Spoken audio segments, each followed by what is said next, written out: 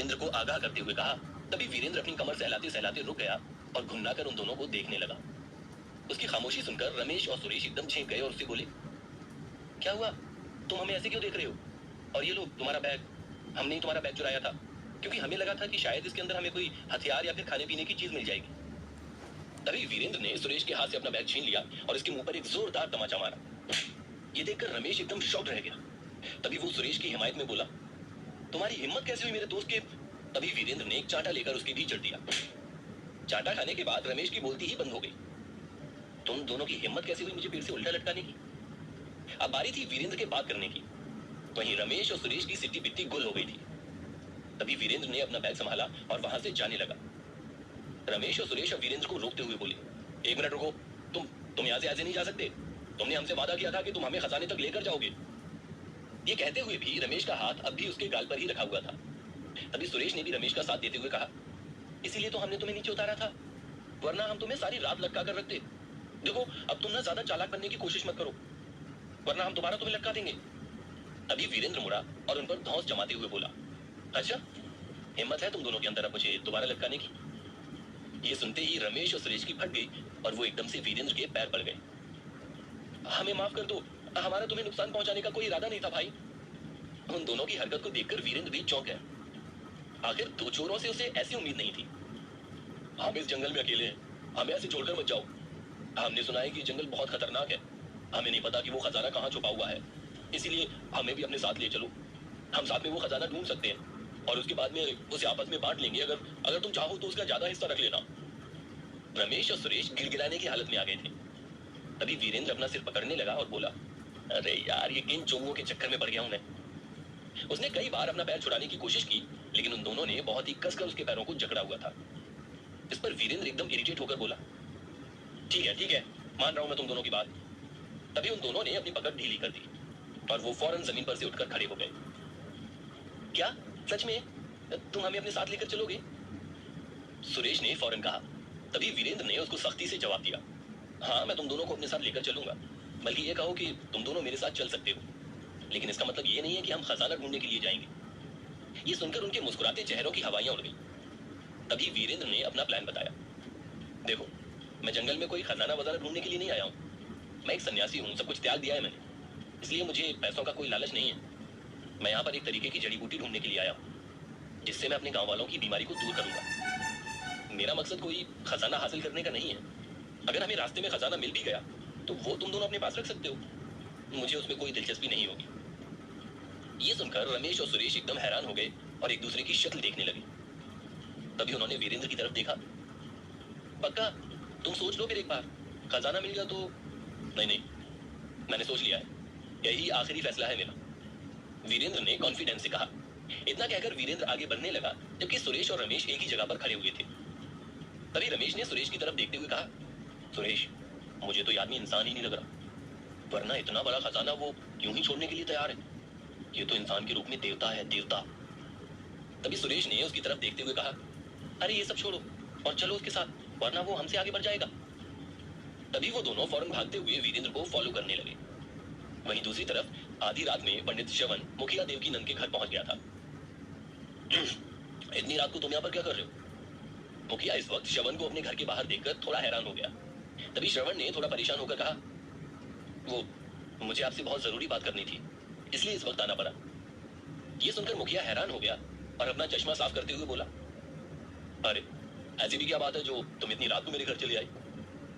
तभी श्रवण ने घबराते हुए कहा, मुझे मेरे आदमी ने खबर दी है कि वीरेंद्र अपने आश्रम में नहीं है। ये सुनकर मुखिया के माथे पर बल पड़ गए और उसने अपना चश्मा पहनते हुए कहा, आश्रम में नहीं है मतलब? वो शाम से अपने आश्रम से गायब है। शाम के वक्त मेरे एक आदमी ने उसको निकलते हुए देखा था, वो मुंह ढककर जा रहा था कहीं, लेकिन उसको निकले हुए इतने घंटे हो चुके हैं और वो अभी तक आश्रम वापस नहीं आया। तभी इस बात पर मुखिया गंदा सा मुंह बनाने लगा और श्रवण को बोला, अब तुम्हें इस बात से क्या परेशानी? वो कहीं भी जाए, कुछ भी करे, हमें उससे क्या? तभी श्रवण ने इरिटेट होकर कहा, आप समझ क्यों नहीं रहे मुखिया जी? वो चालाक आदमी शायद कोई नई तिगड़म लगाने की सोच रहा है, वरना इतनी रात को वो अपने आश्रम से बाहर क्यों निकलेगा? तभी इस बात पर मुखिया इरिटेट होने लगे और बोले, मैं तुम्हारी शक का क्या करूं यार? दो रात बहुत हो रही है और मुझे बहुत तेज नींद आ रही है, इसलिए अब मुझे परेशान मत करना। मैं जा रहा हूँ सोने के लिए और तुम भी अपने मंदिर जाओ। और अपने दिमाग को थोड़ा सुकून दो। इतना कहकर मुखिया ने दरवाजा बंद किया और वो अंदर चला गया। और श्रवण वहीं पर खड़ा का खड़ा रह गया और चिंता करते हुए बोला, पता नहीं इनको मेरी बात समझ में क्यों नहीं आती। जितना मैं वीरेंद्र को जानता हूँ उतना उसे कोई भी नहीं जानता होगा। पर मैं श्योर हूँ जरूर वो कोई ना कोई खिचड़ी पका रहा है, लेकिन इस बार मैं उसे बाजी जीतने नहीं दे सकता। वहीं कई मीलों दूर वीरेंद्र दो नए अनजान लोगों के साथ जंगल के अंदर चल रहा था। वैसे तुमने अपने बारे में कुछ बताया नहीं, नाम क्या है तुम्हारा, कहाँ से हो, क्या करते हो, वगैरह वगैरह, सुरेश ने वीरेंद्र से पूछा। तभी वीरेंद्र ने उसकी तरफ देखते हुए कहा, वीरेंद्र वीरेंद्र नाम है मेरा और मैं एक सन्यासी हूँ, लंगड़ा आश्रम में रहता हूँ। लंगड़ा आश्रम का नाम सुनकर रमेश की हंसी छूट गई। लंगड़ा आश्रम ये कैसा नाम है? तभी वीरेंद्र उसको घूर कर देखने लगा और बोला, नाम पहली बार सुना है क्या? न्यूज नहीं देखते तुम? रमेश अपना सर खुजाकर सोचने लगा। न्यूज? क्यों? इसमें न्यूज देखने की क्या जरूरत है? क्या तुम्हारे आश्रम के बारे में न्यूज में आता है? अचानक तभी चलते चलते वीरेंद्र अपने सामने के नजारे को देखकर एकदम दंग रह गया। उसके सामने इस वक्त एक झरना था। यहाँ अचानक से झरना कैसे आ गया? रास्ते भर में तो लग नहीं रहा था कि आगे कोई झरना भी आने वाला होगा। तभी सुरेश ने सीरियस होकर कहा, जंगल के उस पार जाने के लिए हमें झरना तो पार करना ही होगा, लेकिन कैसे? मुझे अपना हाथ दो, वीरेंद्र ने कहा। नहीं, एक मिनट रुको, तुम क्या करने वाले हो? सुरेश ने हैरान होकर पूछा। भरोसा करो मेरा और अपने हाथ दो दोनों जल्दी, वरना यहीं खड़े रहना सारी रात। तभी रमेश और सुरेश ने घबरा कर अपने हाथ वीरेंद्र के हाथ में दे दिए। 1 2 3 गिनती करते ही वीरेंद्र सुरेश और रमेश को लेकर झरने से नीचे कूद गया। नहीं वीरेंद्र! वीरेंद्र के चिल्लाने की गूंज दूर दूर जंगल तक गूंज उठी थी। झरने से नीचे गिरते ही वो लोग आगे जा रही नहर के पानी के साथ बहने लगे। मुझे मुझे तैरना नहीं आता। तभी रमेश घबराकर बोलने लगा। वीरेंद्र जो वहीं पर उसके पास ही तैर रहा था, उसने इरिटेट होकर कहा, अबे जब तैरना नहीं आता तो बोलना चाहिए था ना। वीरेंद्र फटाफट तैरते हुए रमेश के पास आया और उसको सहारा देने लगा। वैसे सुरेश कहाँ है? कहीं नजर नहीं आ रहा। वीरेंद्र ने परेशान होकर इधर उधर देखा। वीरेंद्र, मैं यहाँ हूं। तभी वीरेंद्र ने पलटकर देखा कि सुरेश अकेले तैरता हुआ उसकी तरफ आ रहा था। जल्दी ही वो तीनों तैरते तैरते किनारे तक आ गए। अब उन तीनों के कपड़े पूरे तरीके से गीले हो चुके थे, जिनकी वजह से उन तीनों को बहुत सर्दी लगने लगी थी। वीरेंद्र ने अब पास से ही कुछ लकड़ी के टुकड़े और सूखे पत्ते इकट्ठे करे और पूछा, तुम दोनों में से किसी को आग जलानी आती है क्या? मुझे आती है, सुरेश ने फौरन कहा और 2 छोटे पत्थर के टुकड़े उठाए और उनको आपस में रगड़कर आग जला दी। उसके बाद वो तीनों वहीं आग के पास बैठकर उसकी ताब लेने लगे। झरने के नीचे का जंगल का ये हिस्सा बाकी के जंगल से काफी अलग था। यहाँ का वातावरण काफी साफ सुथरा था। जंगल के इस हिस्से को देखकर लग नहीं रहा था जैसे पीछे छूटा हुआ जंगल और ये वाला जंगल एक है, बल्कि 2 अलग अलग जंगल लग रहे थे। ये साफ सुथरा होने के साथ साथ जंगल का ये हिस्सा थोड़ा ठंडा भी था। न जाने जंगल का और कितना रास्ता बचा है। कल सुबह होने तक मुझे वो जड़ी बूटी यहाँ से लेनी है। उसके बाद बाहर निकलकर किसी तरीके से गांव वालों को उसे खिलाना भी तो है। वीरेंद्र के दिमाग में यही चक्की चल रही थी। कुछ देर और आग के पास बैठने के बाद उन तीनों ने फिर से अपना सफर शुरू कर दिया। वो जैसे जैसे जंगल में आगे बढ़ रहे थे, उनकी आंखों को वहां के नजारों पर विश्वास नहीं हो रहा था। जंगल का ये हिस्सा बेहद खूबसूरत था। ऐसा कैसे हो सकता है? जो जंगल हम पीछे छोड़कर आए हैं वो तो कितना ज्यादा गंदा था, और ये तो बिल्कुल ऐसा लग रहा है जैसे कहानियों वाला जंगल है। उन तीनों की चारों तरफ जुगनू उड़ रहे थे। जगह जगह पर छोटी छोटी झाड़ियां थी जिनके अंदर से खूबसूरत फूल निकल रहे थे। चांद की रोशनी इस हिस्से में काफी अच्छे से फैली हुई थी, इसीलिए यहाँ पर रोशनी भी काफी थी। उन लोगों को चलने में भी अब कोई दिक्कत नहीं हो रही थी। लेकिन जैसे जैसे वो आगे बढ़ रहे थे, ठंड भी बहुत ज्यादा बढ़ती चली जा रही थी। रमेश और सुरेश तो ठंड के मारे थर-थर कांपने लगे थे। दूसरी ओर बर्फीली गुफा के बाहर शेर और अजगर अपनी अपनी जगह पर पहरा दे रहे थे। अचानक तभी शेर को कुछ महसूस होने लगा और वो कुछ सुनने की कोशिश करने लगा। सुनते सुनते शेर ने एक तेज दहाड़ मारी। तभी अजगर एकदम चौकन्ना हो गया और इधर उधर देखकर वो भी कुछ महसूस करने लगा। शेर ने अजगर के पास जाकर कहा, लगता है कोई गुफा की तरफ आ रहा है, मुझे महसूस हो रहा है। तभी अजगर ने भी फुफकारते हुए कहा, मुझे भी ऐसा लगा, शायद वो 3 लोग हैं। क्या लगता है तुम्हें, क्या आज हमारी किस्मत बदल सकती है? शेर ने अजगर से सवाल किया। तभी अजगर अपना सिर नीचे करते हुए बोला, हम हमेशा अपनी जिंदगी में अच्छी चीजों की उम्मीद कर सकते हैं, बाकी होना ना होना हमारे हाथ में नहीं है। अगर ये हमारा मसीहा हुआ तो आज हम हमेशा हमेशा के लिए छूट कर आजाद हो सकते हैं, और अगर ये भी दूसरों की तरह पापी चलते चलते वीरेंद्र एक बार फिर उस बर्फीली गुफा तक पहुंच पाएगा? और क्या इस बार उसे इन मायावी जानवरों का सामना करना होगा? क्या वीरेंद्र नागराज की दी हुई चुनौती पर खरा उतरने के लिए आखिरकार अपनी जान गंवा बैठेगा? जानने के लिए सुनते रहिए पॉकेट एफएम। पिछले एपिसोड में आपने सुना वीरेंद्र रमेश और सुरेश के साथ जंगल में और आगे बढ़ने लगता है। बढ़ते बढ़ते वो झरने तक पहुंच जाता है। झरने के नीचे पहुंचने पर वो जंगल के एक अलग हिस्से में आ जाते हैं। जंगल का वो हिस्सा बहुत ही ज्यादा सुंदर था, लेकिन वो लोग इस बात से अनजान थे कि वो अभी एक मायावी गुफा की ओर बढ़ रहे थे। अब सुनिए आगे। वीरेंद्र ने रमेश और सुरेश के साथ जंगल में अच्छा खासा सफर तय कर लिया था, लेकिन जैसे जैसे वो जंगल के अंदर बढ़ रहे थे, वहां की अनोखी चीजें उनको आश्चर्यचकित कर रही थी। वो तीनों अब एक रास्ते पर चल रहे थे जिसके दोनों तरफ सुंदर छोटी छोटी झाड़ियां और चंदन के पेड़ लगे हुए थे। लेकिन एक अजीब बात यह थी कि जंगल के उस हिस्से में ठंड बहुत ज्यादा थी। उन तीनों की ठंड के मारे जान निकल रही थी। लगता है जंगल से निकलते निकलते मेरी तो कुल्फी ही जम जाएगी, सुरेश ने कांपते हुए कहा। तभी रमेश ने भी उसका साथ देते हुए बोला, बिल्कुल ठीक कहा भाई, मैं भी बहुत ज्यादा देर तक नहीं बच पाऊंगा। वीरेंद्र उनकी बातों से ज्यादा प्रभावित नहीं हो रहा था, क्योंकि वो उनके सामने दिखाना नहीं चाहता था कि एक सन्यासी होने के बावजूद भी उसे ठंड लग रही है। तभी वीरेंद्र ने मन में अपने आप से कहा, मेरा इस जंगल में अब सफर करना मुश्किल होता चला जा रहा है। अगर पहले पता होता कि यहाँ ना इतना ज्यादा खतरों से भरा हुआ है, तो मैं एक बार के लिए अपना मन बदल लेता। अचानक तभी रमेश और सुरेश को चलते चलते कुछ महसूस हुआ। अरे जरा देखो, ध्यान से देखो, यहाँ की जमीन को देख के लग रहा है जैसे आगे बर्फ है। उन लोगों को यह बात काफी अजीब लगी। तब भी उन लोगों ने अपना चलना जारी रखा। चलते चलते जमीन पर बर्फ की परत बढ़ती चली गई और उसके साथ ही ठंड भी। अचानक तभी चलते चलते सुरेश गिर गया और बोला, नहीं, मैं अब और ज्यादा नहीं चल सकता, ये ठंड मेरी जान ले रही है। रमेश और वीरेंद्र की तबीयत भी काफी बिगड़ रही थी। तभी रमेश सुरेश के पास आया और बोला, नहीं सुरेश, तुम ऐसे हार नहीं मान सकते, हम अपनी मंजिल के करीब हैं, हो सकता है कि आगे हमें कुछ अनोखा मिल जाए। तभी सुरेश ने अपना सिर हिलाते हुए कहा, मुझे नहीं लगता, ऐसा लग रहा है कि ये जंगल किसी भूल भुलैया की तरह है। हम इतनी तेज से चल रहे हैं, लेकिन अभी तक हमें कुछ नहीं मिला। ये जंगल सिर्फ वीरान और खौफ से भरा पड़ा है। यहाँ पर हमें वक्त बर्बाद करने के अलावा और कुछ भी हासिल नहीं होगा। रमेश सुरेश को संभाल रहा था। दूसरी तरफ वीरेंद्र अपने आसपास मौजूद वातावरण को ध्यान से देख रहा था और उसे नागराज का दिखाया हुआ वही दृश्य इस वक्त याद आया, जिसमें उन्होंने वीरेंद्र को रुद्राक्ष जड़ी बूटी दिखाई थी। ये हूबहू वही जगह थी। ये तो बिल्कुल वही जगह है जो मुझे नागराज ने दिखाई थी। इसका मतलब मैं अपनी मंजिल के बहुत करीब हूँ। इस जगह को पार करके मुझे रुद्राक्ष जड़ी बूटी मिल जाएगी। उसके बाद मैं गांव वालों की बीमारी का इलाज कर दूंगा और उनकी नजरों में अपनी खोई हुई इज्जत वापस पा लूंगा। वीरेंद्र खुश हो गया और पीछे पलट कर बोला, चलो जल्दी उठो फटाफट, हमें हमारी मंजिल मिलने वाली है। तभी वो दोनों जो मंजिल को त्यागने ही वाले थे, वो भी खुश होकर बोले, क्या हमें मिलने वाली है हमारी मंजिल? मतलब आगे जाकर खजाना मिलेगा? वीरेंद्र ने फौरन कहा, हाँ कुछ ऐसा ही समझ लो। चलो जल्दी उठो, अब हमें और आगे जाना है। उन दोनों ने जैसे तैसे उठ खड़े होने की हिम्मत जुटाई और वीरेंद्र के पीछे पीछे एक बार फिर से चल दिए। जंगल के इस हिस्से में बहुत तेज बर्फीली हवा चल रही थी। वीरेंद्र, रमेश और सुरेश इस बर्फीली हवा में चले जा रहे थे। वैसे तो उन्हें अपने हाथ पांव महसूस ही नहीं हो रहे थे, लेकिन उन तीनों ने अपना सिर कपड़े से ढक रखा था और किसी तरह आगे बढ़े जा रहे थे। सुरेश के नीले चेहरे को देखकर लग रहा था कि जैसे वो अभी गिरने वाला है। अचानक तभी दूर से वीरेंद्र की नजर बर्फ के पहाड़ पर पड़ी और वो एकदम चौकन्ना हो गया। वीरेंद्र ने इससे पहले भी इसी पहाड़ को देखा था, लेकिन तब इस पहाड़ की रक्षा दो खूंखार जानवर कर रहे थे जो इस वक्त यहाँ नहीं थे।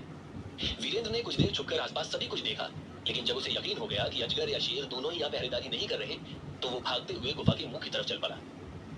उसे अपने तन का बिल्कुल होश नहीं था। भागते भागते उसकी दुशाला भी कहीं गिर गई और उसे एहसास भी नहीं हुआ।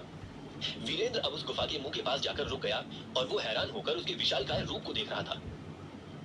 वीरेंद्र के चेहरे पर एक मुस्कुराहट आ गई और आंखों में थोड़ी सी नमी। उसे खुद पर फख्र महसूस हो रहा था। आखिरकार उसने फतेह हासिल कर ही ली थी। आखिरकार मैं अपनी मंजिल पर पहुंच ही गया।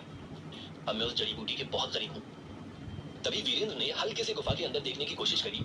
वो गुफा साधारण गुफाओं की तरह नहीं थी। साधारण गुफाओं की तरह उसके अंदर अंधेरा या गंदगी नहीं थी।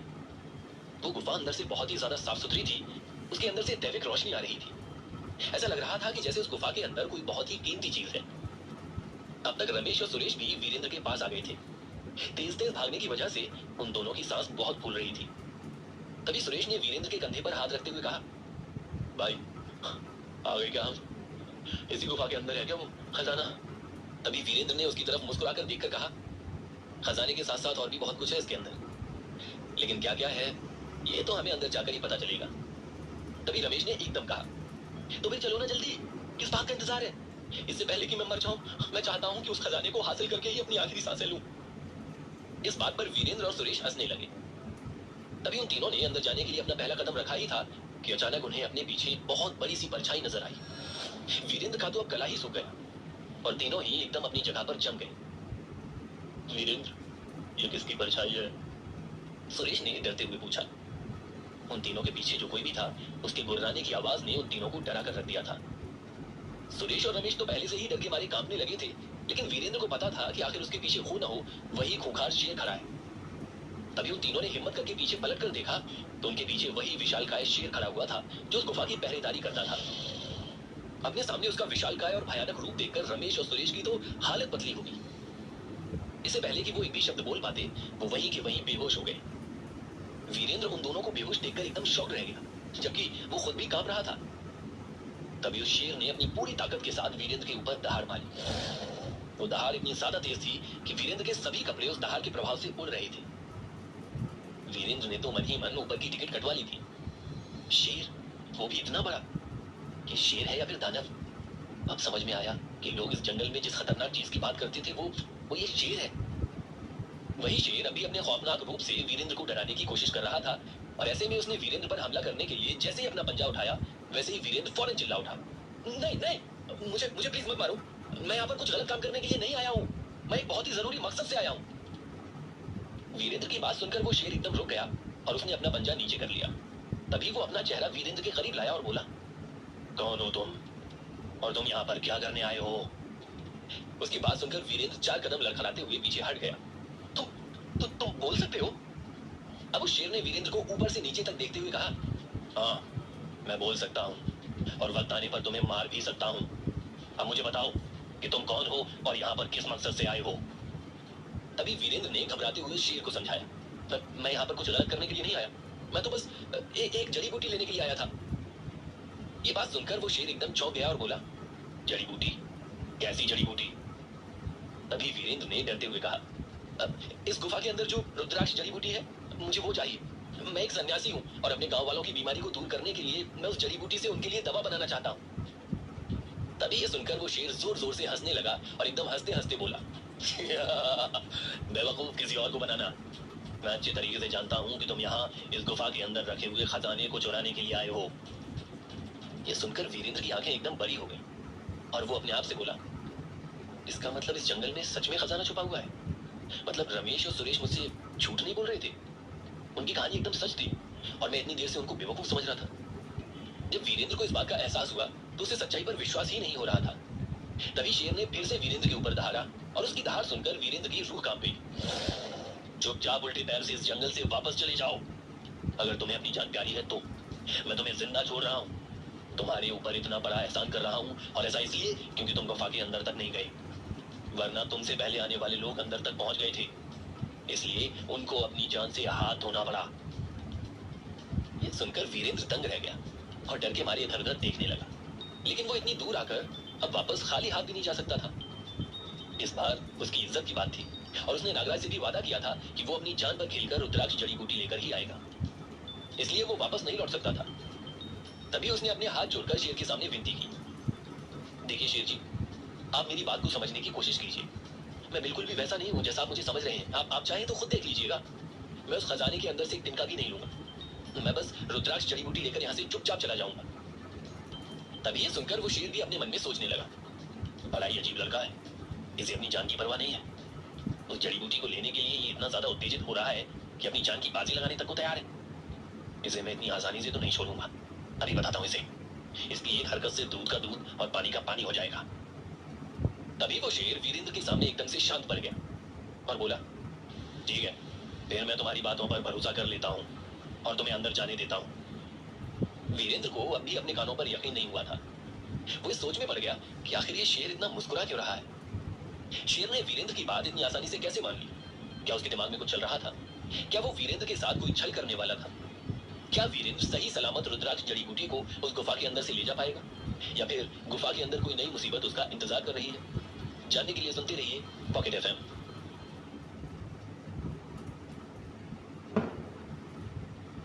डियर लिसनर, अगला एपिसोड इस कहानी का आज का आखिरी फ्री एपिसोड होगा। कल वापस आने पर आपको मिलेंगे फ्री एपिसोड्स। कहानी को बिना रुकावट सुनने के लिए आप खरीद सकते हैं पॉकेट एफएम कॉइन्स।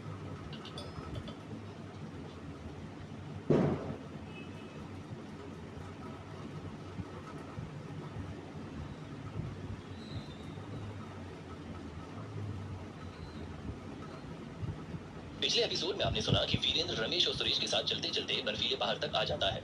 वहां पर उनका सामना विशालकाय शेर के साथ होता है, जिसे देखकर रमेश और सुरेश वहीं बेहोश हो जाते हैं। लेकिन वीरेंद्र डटा रहता है। शेर पहले तो वीरेंद्र को वहां से जाने के लिए बोलता है, लेकिन बाद में उसे गुफा के अंदर जाने की परमिशन दे देता है। अब सुनिए आगे। लेकिन याद रहे, तुम उस खजाने में से एक भी तिनका नहीं लोगे। शेर ने वीरेंद्र को अंदर जाने की हिम्मत दे दी। साथ ही उस शेर के अचानक ऐसे पिघल जाने से वीरेंद्र काफी हैरान हो गया। वो अपने मन में सोचने लगा, माना कि मैं बहुत हैंडसम हूं, लेकिन ये दानव मेरी बात सुनकर इतनी आसानी से कैसे पिघल गया? अब जाओ यहां से। मेरा मुंह क्या देख रहे हो खड़े खड़े? जल्दी अंदर जाओ और वो जड़ी बूटी ले लो। हाँ हाँ, मैं तो जा ही रहा हूं। तभी वीरेंद्र फौरन भागते हुए वहां से अंदर चला गया। विश्वास ही नहीं हो रहा, मैंने इतने खतरनाक दानव को अपनी बातों में फंसा लिया। जब मैं यहाँ से वापस गांव जाऊंगा ना, तो सबको ये वाली कहानी सुनाऊंगा। वीरेंद्र को खुद पर बहुत गर्व महसूस हो रहा था। आखिरकार उसने इतने रहस्यमयी और गुप्त जीव के सामने अपनी बात मनवा ली थी। जड़ी बूटी पाने से पहले ही वीरेंद्र को अपनी जीत महसूस हो रही थी। इस उत्साह में वीरेंद्र गुफा के थोड़े ही अंदर पहुंचा ही था कि तभी उसने देखा कि धीरे धीरे गुफा के अंदर अंधेरा छाने लगा है। वो गुफा अंदर से अजीब सी भी थी। उसे देखकर लग नहीं रहा था कि यहाँ बर्फ की परत है भी। वीरेंद्र हैरान होकर उस गुफा की दीवारों को देख रहा था। तभी वो एक पल के लिए चलते चलते रुक गया और अपने आप से बोला, ये माजरा क्या है? मुझे समझ नहीं आ रहा। बाहर से देखने पर तो ये गुफा काफी ज्यादा रौनकदार लग रही थी, लेकिन अचानक से अब यहाँ पर अंधेरा क्यों छा रहा है? गुफा की दीवार की बनावट भी काफी अलग है। गुफा की दीवार का रंग असल में थोड़ा लाल था। तभी वीरेंद्र को याद आ गया कि उसकी जेब में उसका फोन था। ऐसे में उसने फटाफट अपने फोन को निकाला और उसकी टॉर्च ऑन कर ली। मुझे समझ नहीं आ रहा, भला यहाँ अंदर रुद्राक्ष कैसे हो सकता है? कहीं मैं गलत जगह पर तो नहीं आ गया? वीरेंद्र अपना सिर खुजाने लगा। न तो यहाँ पर मोगरे के फूल बिखरे हैं और ना ही रोशनी है। जो दृश्य मुझे नागराज ने दिखाया था, वो जगह तो काफी हसीन थी और दैविक भी। अचानक तभी वीरेंद्र को गुफा के अंदर भूकंप सा महसूस होने लगा। वहां की जमीन थरथराने लगी। वीरेंद्र फिसलते हुए गुफा के अंदर जाने लगा। बचाओ बचाओ मुझे! वीरेंद्र ने जोर लगाकर चिल्लाकर मदद मांगी और अपने सिर के ऊपर हाथ रख लिया, लेकिन उसकी मदद करने के लिए उस सुनसान गुफा के अंदर कोई भी नहीं था। ये मैं कहां फंस गया? वीरेंद्र फिसलता हुआ गुफा के अंदर चले जा रहा था और आसपास कुछ भी पकड़ने की चीज उसे दिख नहीं रही थी। पर तभी उसे गुफा के अंदर एक घंटे जैसा लटका हुआ नजर आया। वीरेंद्र ने फौरन उस घंटे को पकड़ लिया और उसी घंटे के सहारे लटक गया। तभी वीरेंद्र ने जब वहां से लटके लटके नीचे की ओर देखा, तो वो एकदम दंग रह गया। वहां नीचे सुरंग जैसी बनी हुई थी, जो अभी खाई बन गई थी। उस सुरंग की गहराई कितनी थी, इसका अंदाजा उसे बिल्कुल भी नहीं लग पा रहा था। बस इतना पता था कि सुरंग के अंदर बहुत अंधेरा था और उसके अंदर कोई गिर जाता तो जिंदा भी नहीं बच पाता। अचानक तभी भूकंप अपने आप आना बंद हो गया और वो गुफा पहले की तरह एक जगह पर स्थिर हो गई। वीरेंद्र डर के मारे कांप रहा था और अपने आप से बोला, क्या यही मेरे जीवन का अंत है? समझ नहीं आ रहा ये सब क्या हो रहा है। पूरे जंगल के रास्ते से तो ज्यादा खतरनाक ये गुफा का रास्ता है और ये रास्ता खत्म होने का नाम ही नहीं ले रहा। क्या मुझे इसी रास्ते में आगे बढ़ते रहना होगा? नागराज जी, ये मुझे कहां भेज दिया? अचानक तभी वीरेंद्र को किसी के जोर जोर से हंसने की आवाज सुनाई देने लगी। ये सुनते ही वो भौचक्का रह गया। वहां जो कोई भी था वो बहुत जोर से हंस रहा था और उसकी हंसी को सुनकर लग रहा था जैसे कि वो कोई मायावी दानव हो। वीरेंद्र घबराने लगा और अपने आप से बोला, हे प्रभु, अब कौन सी नई मुसीबत भेज रहे हो आप मेरे लिए? तभी उसे लगा जैसे घंटे की पकड़ उससे छूट रही हो। वो घंटी भी काफी ज्यादा चिकनी और मुलायम थी, इसलिए वो ज्यादा देर तक वीरेंद्र का वजन झेल पाने वाली नहीं थी। नहीं, प्लीज मेरे साथ मत छोड़ना, वरना मैं न जाने इस सुरंग में कहां जाकर टपकूंगा। वीरेंद्र घबराकर बोलने लगा, लेकिन धीरे धीरे उसकी पकड़ छूटने लगी और एक जोर की चीख के साथ वो सुरंग के अंदर जा गिरा। वो सुरंग इतनी भी लंबी नहीं थी जिसकी उम्मीद वीरेंद्र ने की थी। कुछ देर के बाद वीरेंद्र एक सतह पर गिर गया। अरे मोरी मैया, आज तो शायद मेरी 4-5 हड्डियां यहां से टूट कर ही जाएंगी। वीरेंद्र ने गिरते ही कहा, लेकिन जैसे ही उसको एहसास हुआ तो उसने पाया कि जिस सतह के ऊपर वो गिरा था वो पथरीली नहीं थी, वो सतह छूने पर काफी मुलायम थी। तभी वीरेंद्र ने खुद को उठाया और आसपास देखकर कहा, बड़ी हैरत की बात, सब कुछ इतना मुलायम है। वीरेंद्र ने अपने आप को ठीक किया और वो वापस अंदर चलने लगा। गुफा की ये सतह थोड़ी गीली भी थी और यहाँ पर चिकनापन भी था, इसलिए चलते वक्त वीरेंद्र का पैर बार बार फिसल रहा था। वैसे भी अंधेरे में वीरेंद्र को वहां पर कुछ नजर आ रहा था। किस्मत से वीरेंद्र का फोन अब भी उसके पास था। तभी उसने फिर से अपने फोन की टॉर्च जलाई। यहाँ पर कुछ तो है, टॉर्च जलाकर देखता हूँ, शायद मुझे थोड़ा साफ नजर आए। इतना कहकर वीरेंद्र ने टॉर्च की रोशनी उन चीजों के ऊपर डाली और उनको गौर से देखने की कोशिश की। उसके पैरों के तले जमीन खिसक गई। ये तो किसी की हड्डियों का ढांचा है, वीरेंद्र ने डरते हुए कहा। तभी उसने थोड़ी और दूरी पर टॉर्च की रोशनी डालकर देखी तो उसके आगे और ज्यादा हड्डियों के ढांचे मिले। वीरेंद्र डर के मारे कांपने लगा और बोला, इतने सारे हड्डियों के ढांचे, लेकिन लेकिन ये किसके और यहाँ क्या कर रहे हैं? किसी दैविक जगह पर हड्डियों के ढांचे का होना सही नहीं। इसका मतलब यहाँ पर किसी राक्षस का वास है या फिर किसी शैतानी शक्ति का। मैं नहीं रुकने वाला यहाँ पर, मैं वापस जा रहा हूँ। तभी वीरेंद्र फौरन वहां से भागने लगा। गुफा के मुंह के पास विशालकाय शेर बैठकर पहरेदारी दे रहा था। तभी गुफा के अंदर से रेंगते हुए अजगर उसके पास आया और बोला, ये किस मुसीबत को तुमने मेरे पल्ले बांध दिया है? एक पल के लिए भी शांत नहीं बैठ रहा है, मुझे बहुत दिक्कत हो रही है। इस अजगर के चेहरे से लग रहा था जैसे कि उसकी तबीयत ठीक नहीं। तभी शेर ने उसको ऊपर से नीचे तक देखते हुए कहा, क्या हुआ तुम्हें? बाहर से देखने पर तो तुम ठीक लग रहे हो। कुछ भी ठीक नहीं है, एक पल के लिए भी शांत नहीं बैठा वो, मुझे बहुत दिक्कत हो रही है, ऐसा लग रहा है जैसे कि मुझे उल्टी हो जाएगी। तभी शेर ने हंसते हुए कहा, तुम ज्यादा ही सोच रहे हो, मुझे उसको सबक सिखाने का कोई और विकल्प समझ में नहीं आ रहा था, इसलिए मैंने उसको फंसाने की कोशिश की। आखिर क्या जा रहा है, हमें भी थोड़ा मजा आ रहा है। जब तक तुम इसे अपने अंदर रख पा रहे हो रखो, फिर शायद वो खुद ही मर जाएगा, वरना तुम उल्टी कर देना। अचानक तभी अजगर के पेट में दर्द उठा। देखो देखो इसे, लगता है इसने फिर से भागना शुरू कर दिया। पता नहीं है एक जगह चुपचाप क्यों नहीं बैठता। मैंने सुबह से कुछ खाया पिया नहीं है और अब खाने का मन भी नहीं कर रहा। ऐसा लग रहा है जैसे मैं जो भी कुछ खाऊंगा वो उल्टी के जरिए बाहर आ जाएगा। अजगर ने परेशान होकर कहा। आखिर क्या था अजगर के पेट के अंदर? वीरेंद्र की डर के मारे फटी जा रही थी, इसीलिए वो भागे चला जा रहा था, लेकिन उस गुफा का न कोई अंत था, न ही शुरुआत उसको नजर आ रही थी। ऐसा लग रहा था जैसे वो बार बार एक ही जगह पर भागे चला जा रहा है। तभी वीरेंद्र भागते भागते रुक गया। उसकी बहुत सांस फूल रही थी, इसीलिए वो गहरी गहरी सांसें लेने लगा। वो गुफा की दीवार पर अपना हाथ रखकर खड़ा हो गया। उस गुफा की दीवार काफी अलग थी, वो मुलायम थी और हल्की हल्की गीली भी। तभी वीरेंद्र ने दीवार के अंदर अपना हाथ दबाकर देखा और वो एकदम शॉक्ड रह गया। ऐसा कैसे हो सकता है? यहाँ की दीवारें कुछ अजीब है, बहुत ही ज्यादा मुलायम। अचानक तभी उसे अपने पास कुछ ही दूरी पर किसी चीज के वाइब्रेट करने की आवाज सुनाई दी। वीरेंद्र एकदम चौकन्ना हो गया और उसी दिशा में जाने लगा। चलते चलते वीरेंद्र ने बीच में पाया कि वहां पर बहुत सारे झिल्ली जैसे बनावट के ढांचे थे जो कि एक दीवार से दूसरी दीवार की ओर जा रहे थे। उनका रंग हल्का सफेद और पीला था। वीरेंद्र ने जब उन ढांचों को क्रॉस कर लिया तब उसे वहां पर एक बड़े से आकार की चीज नजर आई। ये चीज बहुत जोरों से वाइब्रेट कर रही थी, बिल्कुल ठीक उसी तरीके से जैसे हमारा दिल धड़कता है। तभी वीरेंद्र उस चीज के बिल्कुल करीब पहुंच गया और वो चीज बहुत जोर जोर से धड़क रही थी, जैसे कि वो किसी का दिल हो। वीरेंद्र के होश उड़ गए। वो अपने आप से बोला, ये तो शायद किसी का दिल है, बिल्कुल दिल की तरह धड़क रहा है, 100%। लेकिन ये दिल साइज में इतना बड़ा क्यों है? वीरेंद्र ने अपने आप से कहा। उसका दिमाग इस वक्त बहुत ज्यादा खराब हो रहा था। उसे समझ ही नहीं आ रहा था कि गुफा के अंदर चलते चलते वो ये कहां आ गया था। 1-2 सेकंड के लिए वो अपना सर खुजाने लगा। अचानक तभी उसे एक बहुत बड़ी सी चीज का एहसास हुआ। 1 मिनट, मैं इतनी देर से गुफा में चल रहा हूँ जो कि अंदर से बहुत अजीब है। यहाँ पर मुझे हड्डियों के ढांचे मिले और अब ये दिल। इसका मतलब ये सभी चीजें एक बात की ओर इशारा करती हैं कि मैं इस वक्त किसी के शरीर के अंदर हूँ। वीरेंद्र का दिमाग जम सा गया जब उसे अपने साथ हुई इस गड़बड़ का अचानक से एहसास हुआ। लेकिन इससे पहले कि वीरेंद्र थोड़ा और पैनिक करता, एक बार फिर से गुफा के अंदर भूकंप आया और वीरेंद्र इधर से उधर लुढ़कने लगा। कभी वो इस दीवार से टकराया तो कभी उस दीवार से टकराया। तभी वीरेंद्र को यह कंफर्म हो गया कि वो किसी जिंदा जीव के अंदर है, और वो जीव शायद इस वक्त हिलडुल रहा है, जिसकी वजह से अंदर भूकंप जैसा महसूस हो रहा है। ए भगवान, अब ये कौन सी नई मुसीबत में फंसा दिया आपने? वीरेंद्र घबराकर बोला। तभी उस जीव ने हिलना बंद कर दिया और वीरेंद्र को फिर से एक जगह पर लाकर पटक दिया। वहां की सतह पर काफी पानी पानी हो रहा था, जिस वजह से वीरेंद्र थोड़ा गंदा भी हो गया था। अब वीरेंद्र वहां से उठा और घबराकर उसने एक कोना पकड़ लिया। मैं इस जीव के अंदर कैसे आया और मुझे पता कैसे नहीं चला?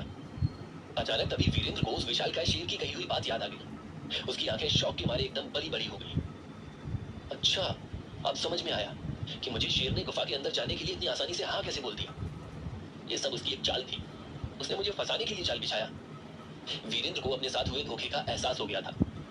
वो गुस्से के मारे एकदम से खड़ा हुआ और जोर से वहां की दीवार पर हाथ मारते हुए बोला, मेरे साथ ही ऐसा क्यों होता है?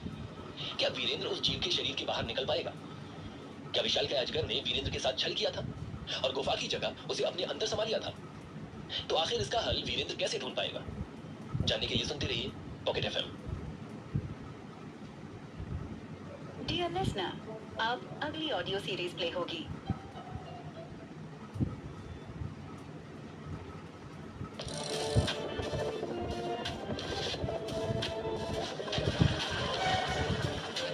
रायज़ादा, ऐसा वफादार नाम मानो इंडिया की टॉप बिजनेसमैन फैमिलीज में से किसी एक का वारिस हो। मगर हम जिस अहान रायज़ादा की बात कर रहे हैं, उसके कतरे कतरे से बेबसी झांक रही है। अहान एक करोड़पति बिजनेस फैमिली का दामाद तो जरूर है, मगर उसकी हालत पर घर के नौकर भी कहते हैं, कुछ पैसे चाहिए तो बता देना, तुम्हारी गरीबी देखी नहीं जाती। कहने को तो अहान जैसी रिच फैमिली के दामाद सड़कों पर महंगी कार दौड़ाते थे, महंगी क्लब्स में जाते थे, मगर अहान की लाइफ में 3 चीजें आम थी। पहली चीज बेइज्जती, दूसरी चीज बहुत बेइज्जती, और तीसरी चीज बहुत से भी ऊपर वाली बेइज्जती।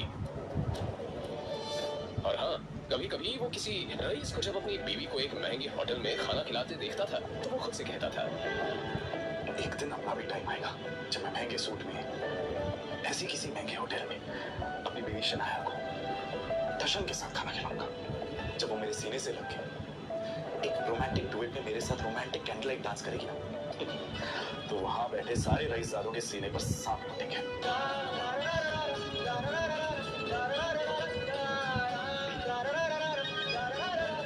जरूर शनाया ने बोलते अहान चौंक कर उठ खड़ा। मोबाइल स्क्रीन पर देखा तो शगुन का फोन था। अहान के सारे सपने छूमंतर हो गए। शगुन अहान की बीवी शनाया की कजिन थी, जो हमेशा ही अहान को नीचा दिखाने की कोशिश करती थी। मोबाइल की तरफ देखकर अहान ने बुरा सा मुंह बनाया और फिर कुछ सोचकर फोन उठा लिया। मेरे प्यारे जीजा जी, फोन नहीं उठाते आप?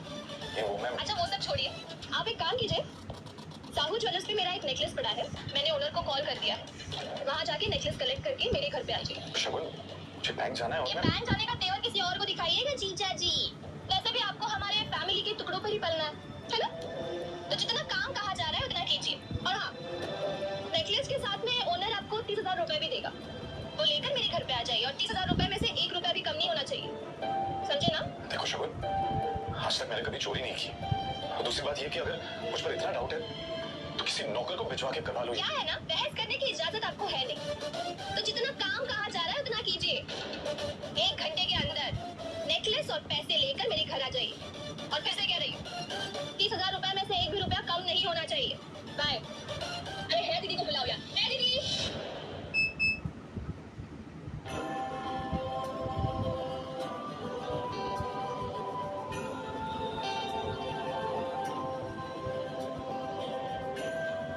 जल्द ही अहान फ्रेश होकर बाथरूम से बाहर आया और जल्दबाजी में अपनी अलमारी की तरफ बढ़ा, जिसमें 2 जोड़ी पुराने कपड़े रखे थे। उनमें से जो सबसे साफ कपड़ा था, अहान ने उसे पहनने के लिए चुना।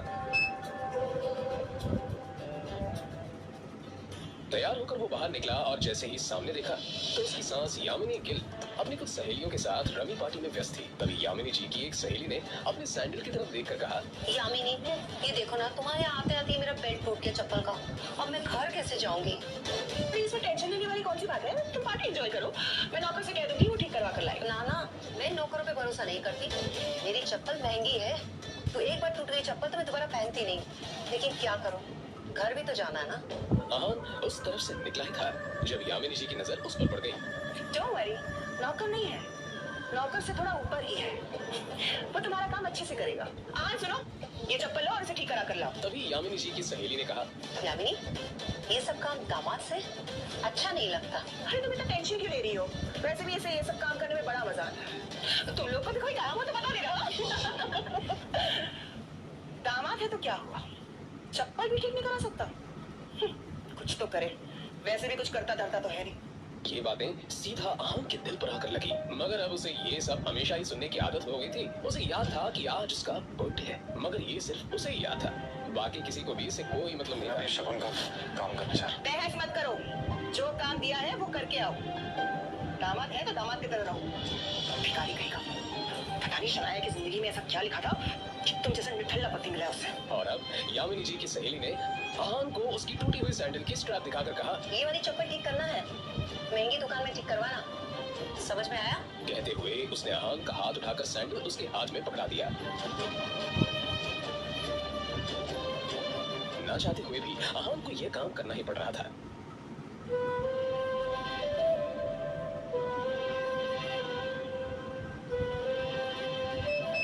उसके मोबाइल पर उसकी बीवी शनाया ने मैसेज किया। ये मैसेज पढ़ते ही आहान के होठों पर एक स्माइल आ गई और उसकी पूरे दिन की टेंशन जैसे गायब ही हो गई। आज पहली बार शनाया ने उसे ऑफिस बुलाया था। एक वही तो थी उसकी जिंदगी में जिसकी मुस्कुराहट देखकर वो खुद को जिंदा लगता था। शनाया का चेहरा देखे बिना आहान को चैन नहीं मिलता था और उसकी बस में होता तो शनाया की हर एक खुशी के लिए खुद को लाखों बार कुर्बान कर देता। रास्ते में आहान को एक फूलों की दुकान मिली और अपना पर्स निकालकर देखने लगा।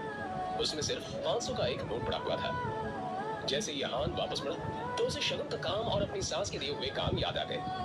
उसने एक नजर घूमकर उस सैंडल की तरफ देखा और कहा, माफ करना आंटीज और सासू माँ, आप लोगों को सादर प्रणाम। तो शनाया से बढ़कर मेरे लिए और कुछ नहीं है। थोड़ी सी डांट सुन लेंगे आपसे।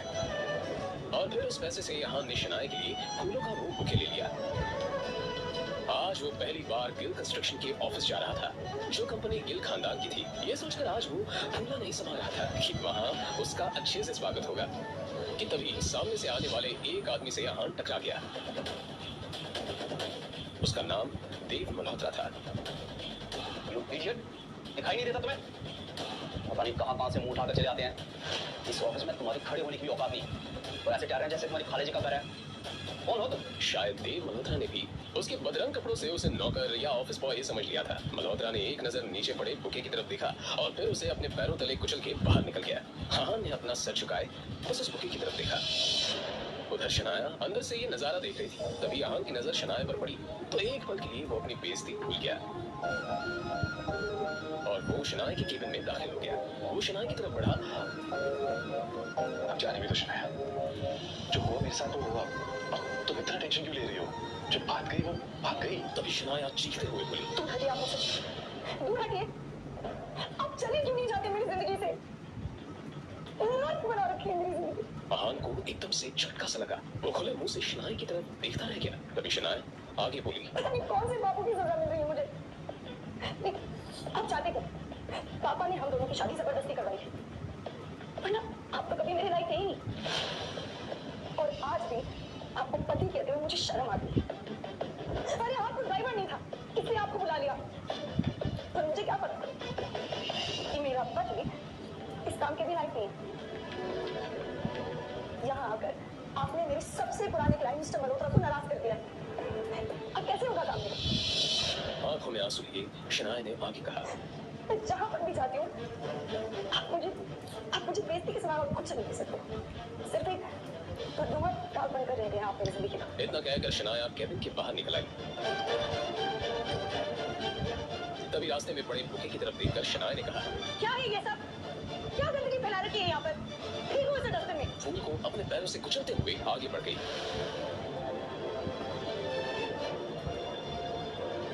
मल्होत्रा अपनी कार में बैठा पहले से शनाया का इंतजार कर रहा था। फिर आहान के सामने ही शनाया अपने क्लाइंट मल्होत्रा की कार में बैठी और बिजनेस के सिलसिले में वहीं से जा चुकी थी। तभी आहान के सामने एक काली रंग की कार आकर रुकी, जिसमें से एक अधेड़ उम्र का शख्स बाहर निकला। आहान उसे देखते ही चौंक गया, क्योंकि उसकी यहाँ आने की उम्मीद आहान को बिल्कुल नहीं थी। वो आदमी आहान के सामने आकर बोला, यंग मास्टर, एशिया की सबसे अमीर कंपनी और रायजादा ग्रुप से अरबों रुपए का बिजनेस एम्पायर आपका इंतजार कर रहा है। वक्त आ गया है कि आप आकर अपना बिजनेस संभालें। आखिर कौन है ये आदमी? अहम के साथ शनाया के इस बर्ताव का कारण क्या है? क्या है अहम की कहानी? अपने सामने खड़े आदमी को देखकर अहम गुस्से में नजर आने लगा।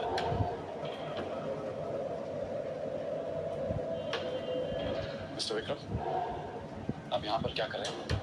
यंग मास्टर, मैं आपको लेने के लिए आया हूँ। देखिए, मैं आपके साथ बहस तो नहीं कर सकता। मैं भी आपके पिताजी का एक नौकरी हूँ। पर हाँ, उन्होंने जो काम बोला है वो तो मुझे करना ही होगा।